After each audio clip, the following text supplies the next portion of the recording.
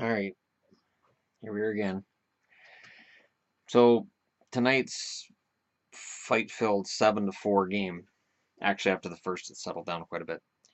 Um, the Jets and the Penguins. It's now a full-on feud. Okay, no matter what way you slice it, these teams really hate each other, and this hit doesn't help.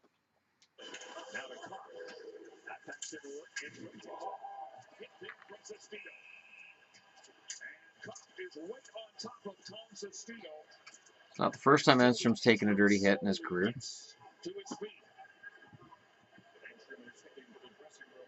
he's in some pain going off. That was a dangerous hit. That one was in the numbers from a big man. Enstrom's not the biggest guy in the world. There was a lot of words exchanged right there. So Enstrom's here. Now, the one thing I've heard Penguins fans saying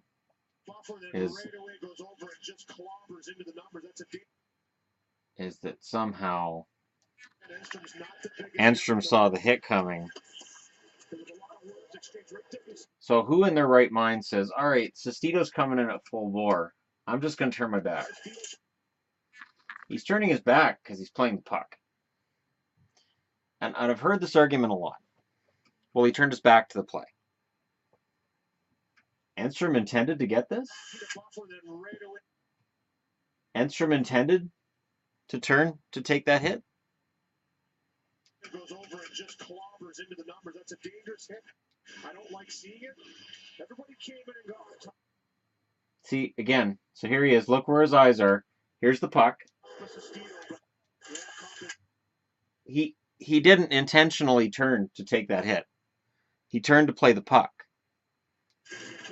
He has the right to play the puck. That's going to get called, and I guess he did give him some shots now that I see it afterwards. So good call by the official. So, yeah, here we are again. And I don't understand why we're here again. I don't. Because what Sestito did, you could say, oh, well, he changed the momentum of the game. Nah. Pittsburgh won that game because Winnipeg was playing sloppy. Not because of that hit. Pittsburgh won that game because Winnipeg started the night out looking for revenge on the Wheeler hit, and rather than just take the Malkin Wheeler fight and go, okay, that's enough, they let it bleed over into the rest of the game. They played terribly defensively. Hellebuck couldn't stop a beach ball, and it just snowballed from there. This is a game that, in my eyes, really takes the Jets out of all contention. But it exposes the Penguins to a lot of ridicule. Or Sestito. Sestito was a Canuck as recently as 2 years ago, and the Canucks unceremoniously dumped him. Just dumped him. Sent him to the minors and then released him from down there. And there were conversations among fans about why and potential personality issues and other issues he was having off the ice that were affecting his game and just him personally. Tom Sestito is capable of being an effective fourth-line player. Not with a play like that. He got ejected from the game and he got a 5-minute major. And I guess the question to me is, how many games does he get there? Now, again, does Enstrom turn to play the puck? Yes, because he's turning to play the puck. If I'm coming back as a defenseman, I have the right to play the puck. And just because I turn doesn't mean you have the right to run me over. Not like that. And considering the mood in the game being what it was already, you can't argue that Sestito wasn't intending to drill Enstrom into the boards. And Enstrom? Toby Enstrom. He didn't run Bufflin. He didn't run Thorburn. No, he ran Enstrom. Tobias Enstrom. A guy who's had his share of injuries. To me, it reminds me of when Marchand decided to low bridge Salo in terms of guts. Because Enstrom's not going to get up and go at Sestito, just like Salo wasn't going to get up and go at Marchand. So to me, I don't know. I don't know how many games, but to me that there's going to be a phone call, and I've said this in other videos too. He's going to get a phone call because it was 5 in a game.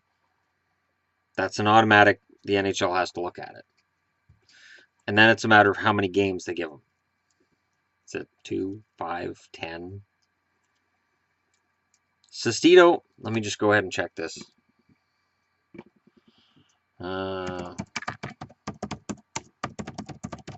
I don't think he's been suspended before.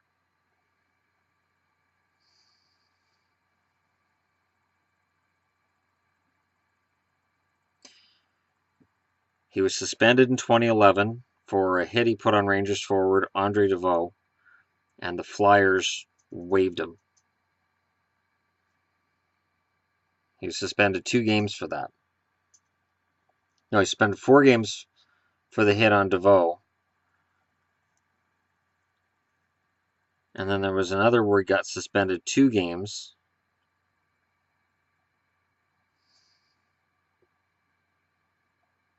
Okay, where is it?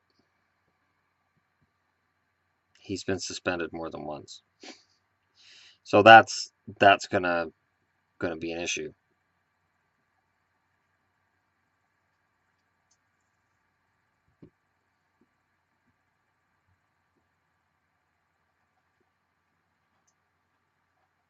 And he hit Michael Del Zotto in the head December of 2013.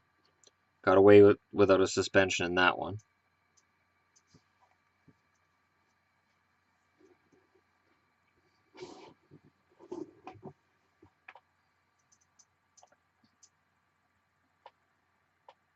There we go.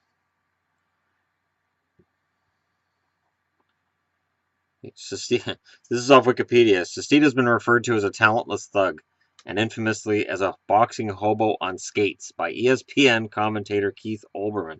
Keith Olbermann, now before anybody says anything, Keith Olbermann has a vicious temper and has talked his way out of many jobs. He's well spoken, but he tends to get fired a lot. Sestito made headlines after receiving 27 combined penalty minutes for just 1 second of on-ice time against the LA Kings on January 13th, 2014. Afterwards, Olbermann named Sestito the worst person in the sports world. Sestito's penchant for taking ill-advised penalties resulted in a somewhat messy departure from the Canucks organization. The Canucks ultimately announced that Sestito would receive his full pay but would no longer play for the Vancouver Canucks or Utica Comets. Canucks general manager Jim Benning stressed that his club needed players who could play in the opposition's end and contribute more than the occasional fight. Sestito subsequently found work painting a friend's restaurant in Rome, New York. In late 2014, Sestito received criticism for tweeting that police were justified in the shooting death of an 18-year-old unarmed African-American named Michael Brown. The shooting incident sparked riots in Ferguson, Missouri, and received international media attention. Sestito later deleted the tweets. And yeah, coming into this year, he played 141 games and 451 penalty minutes in that period of time. Don't have anything. Here we are.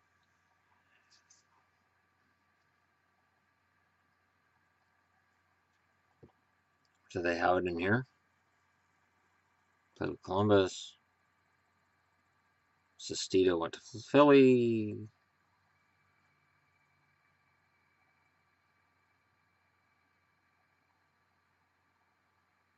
Yeah, and then they just talk about him playing and being on waivers and whatnot. So yeah, that's Tom Sestito. He's got a track record. He's got a history. The NHL probably throws the book at him. You know why? Because it's easy. I get it. And for Winnipeg fans, yes, Malkin should have at least had some kind of suspension for what he did to Wheeler. Now this spills over. The good news, they don't play in the same conference. We're not going to see them play each other for a while here. There won't be any further fighting between them. The bad news, they're not going to play each other for a while, and we're not going to see any further fighting between them, and we won't see them against each other in the playoffs. These teams hate each other. Truly and tremendously hate each other.